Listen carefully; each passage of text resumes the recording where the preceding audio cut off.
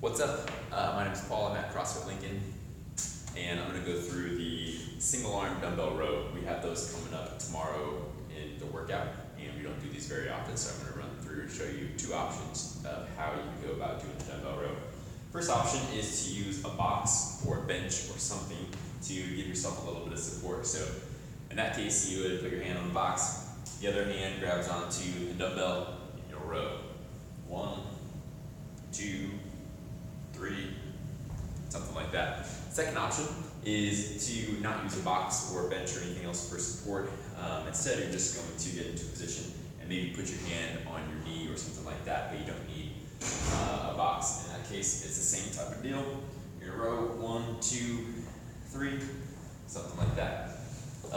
So either way is good. I personally prefer doing it without the box, just myself and the floor and the dumbbell. Both are good though. You can pick how you'd like to do it. As far as the range of motion, you're going to compare it to something like a pull-up. A pull-up, you start with your arms straight and you finish when you get your chin over the bar.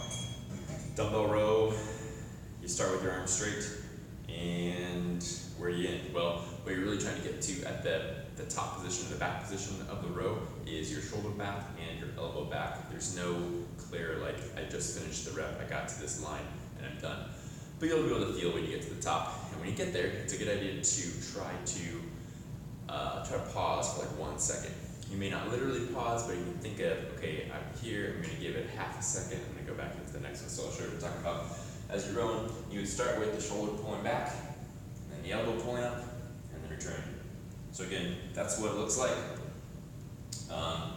That's what is gonna be in the workout for tomorrow. Give it a shot. One other thing, when you're warming up, I think this is a good movement to try doing a couple sets with some higher reps. So maybe 15 or 20 reps with a medium weight for you, and try that out. It'll help you get a good feel for what the movement should be like. It'll help you figure out what muscles are working and kind of get into a groove of the exercise. So give that a shot. Have fun tomorrow. Adios.